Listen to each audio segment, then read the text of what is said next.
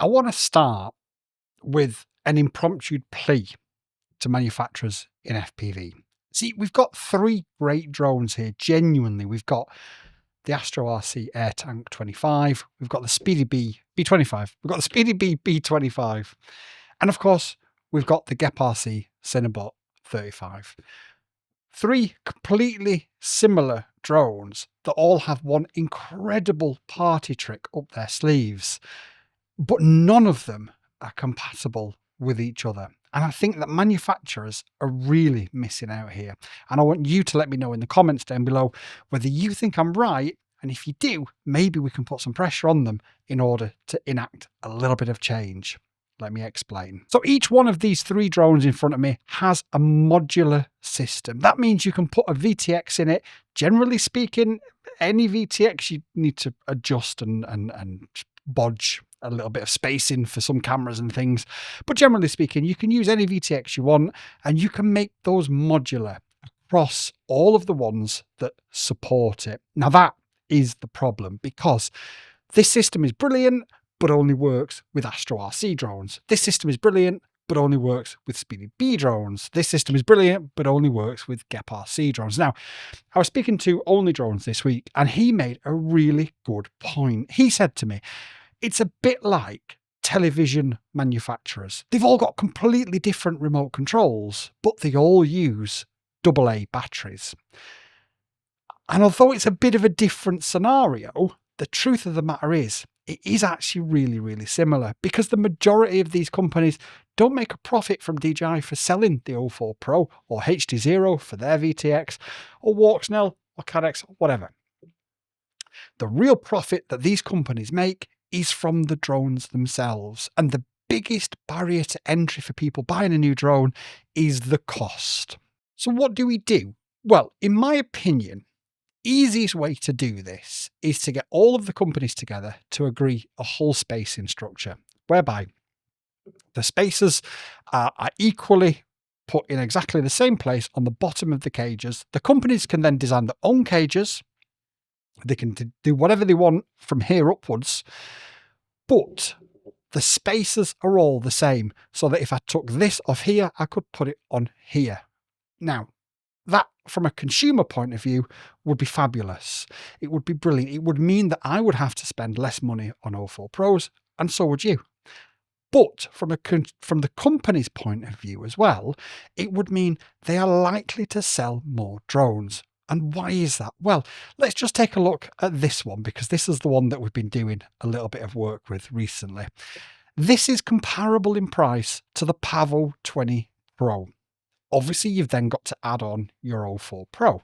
How amazing would it be if, say, GEPRC later on down the line released, I don't know, a 3.5-inch freestyle modular system, and their whole spacing was exactly the same as this. So you got into FPV to start, you've got your O4 Pro on this, you've been flying this for 6 months and you think this is brilliant, and then GEPRC released another one that's 3.5 inches, it's freestyle, it's not ducted, and the whole spacing is exactly the same. So all you need to do is unscrew these screws and plug it into that new GEPRC 3.5-inch modular drone.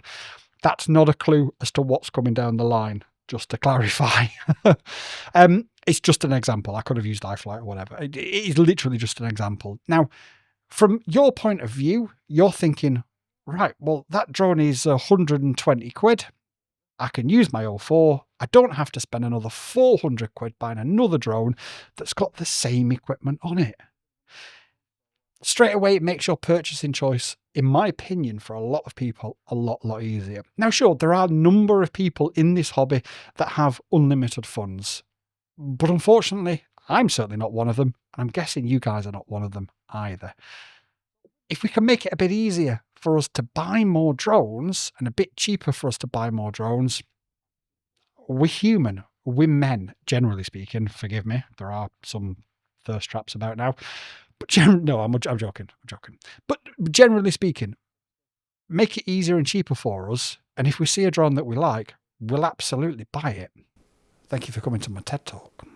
But let me know in the comments down below, do you agree with me? Like I say, the simple solution is to make the whole spacing exactly the same across the board. All manufacturers to get together and to agree this is going to be the structure of our hull spacing, whether it be AstroRC, whether it be SpeedyBee, whether it be Clover systems. I do have a Clover system, but I don't have it here.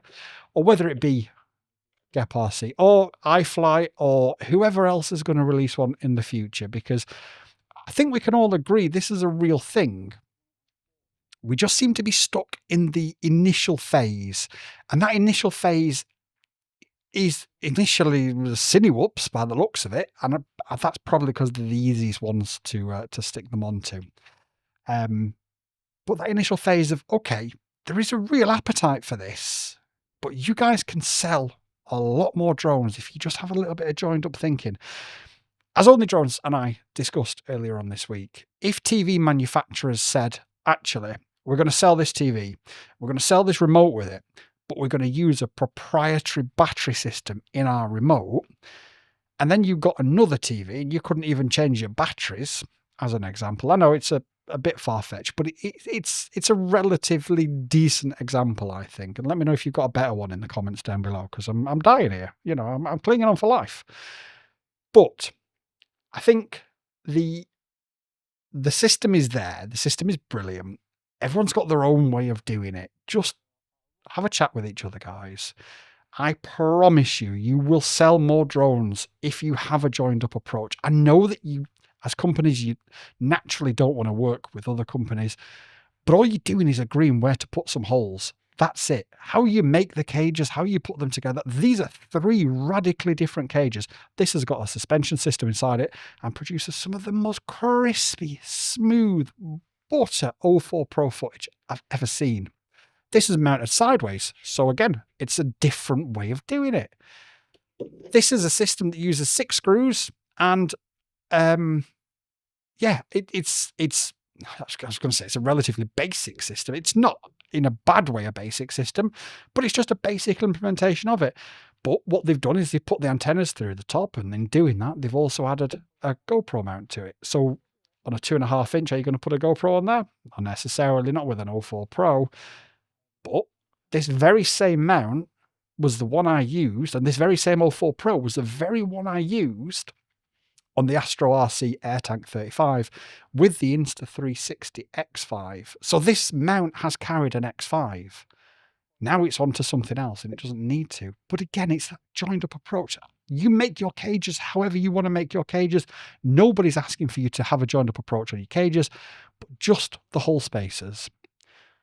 That's me. I'm on my soapbox. I'm done. Let me know in the comments down below. Do you agree with me? Do you think I'm completely wrong and you're happy to buy loads and loads and loads of 04 Pros? Or if there was a system that was interchangeable and compatible with each other, would you buy more drones? Let me know in the comments down below. And until next time, you've all been amazing. Peace. YouTube and I have had a chat, and we believe that this is the video that you'll like the most. So watch it and let me know if they're right.